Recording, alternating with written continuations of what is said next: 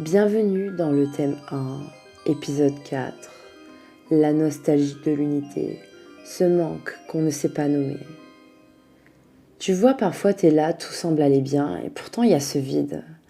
Un creux, un truc qui pèse pas lourd mais qui te fait mal. Un genre de manque flou que t'arrives même pas à définir. T'as tout pour être bien, mais t'as ce sentiment de ne pas être complètement là. Comme si quelque chose t'échappait, comme s'il y avait une partie de toi que t'avais oubliée. Et franchement, c'est pas juste un coup de blues ou un manque affectif, c'est plus profond.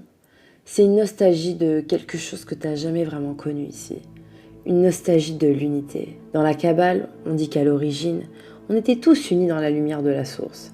Pas séparés, pas divisés. Il n'y avait pas de moi, pas d'ego, pas de peur d'être abandonné.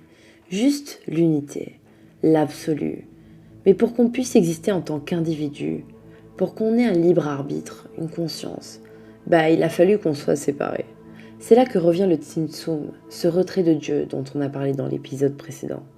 Et cette séparation, même si elle est nécessaire pour vivre cette expérience humaine, elle laisse une empreinte de manque, comme une cicatrice énergétique, une blessure d'exil, de déracinement qu'on traîne tous dans notre âme. Ce manque-là, il s'exprime de 1000 manières. T'as soif d'amour, rien ne te suffit. Tu cherches un sens à ta vie, mais rien ne te comble vraiment. Tu changes de taf, de ville, de partenaire, et au fond, t'as toujours ce vide. Tu crois que tu veux une relation, du succès, du fric, un corps parfait. Tu cherches pas un mec, une meuf ou une présence extérieure. Tu cherches ton propre lien avec le sacré, avec toi-même, avec tout ce qui dépasse l'ego. C'est ça que t'appelles l'unité. Pas la fusion amoureuse avec quelqu'un, mais la reconnexion avec le tout. C'est le retour à l'unité. Pas l'unité avec une personne, l'unité avec toi-même, avec le monde, avec ce tout qu'on sent mais qu'on ne voit pas, avec cette source qu'on a oubliée, mais qui continue de vibrer en nous. Et là où c'est ouf, c'est que t'as plein de traditions spirituelles qui parlent de ce vide intérieur.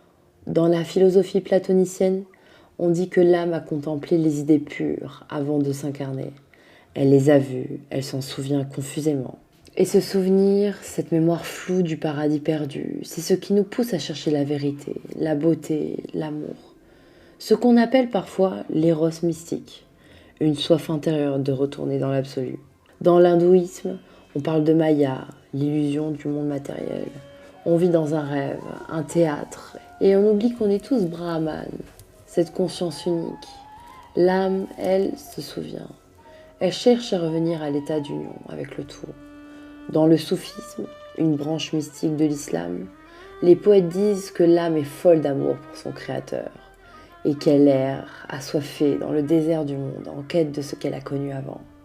Et toi, dans ta vie, t'as déjà senti ce truc-là, cette nostalgie sans objet, ce moment où tu regardes le ciel et t'as envie de pleurer, mais tu sais même pas pourquoi, où t'écoutes une musique et ton cœur se serre comme si t'avais perdu quelqu'un. Mais ce quelqu'un, c'est peut-être toi avant la chute, avant la séparation. Toi, ton essence, toi connecté à tout. La science en parle aussi, tu sais. Certains chercheurs en physique quantique ou en neurosciences parlent de cette intuition de l'unité, comme un souvenir transrationnel, un écho d'un état premier, que notre cerveau ne peut même pas expliquer, mais que notre âme ressent. On est dans la séparation, mais on garde en nous un mémorial intérieur de ce qu'on a été, un fragment d'absolu. Et ce manque, ce vide, il n'est pas là non plus pour nous détruire, mais pour nous mettre en mouvement. Il agit comme une boussole inversée. Il ne montre pas ce qu'il faut chercher. Il te montre juste que t'es pas encore rentré, pas encore revenu à toi. Et c'est là qu'on comprend. Ce vide, il n'est pas là pour être comblé par l'extérieur. Il est là pour être traversé, pour t'obliger à plonger en toi, pour te rappeler que la paix que tu cherches, elle commence quand tu t'arrêtes de fuir ce vide. Ce manque, c'est peut-être la preuve que tu as aimé la source un jour et que quelque part, tu veux y retourner. Mais pas pour fuir ce monde, pour l'éclairer avec ce que tu as retrouvé en toi. Alors, si tu as déjà eu ce sentiment d'être trop sensible pour ce monde, si tu as déjà pleuré sans raison, si tu as déjà ressenti un amour immense sans savoir pourquoi, t'es pas fou, t'es pas fragile, t'es en chemin vers l'unité.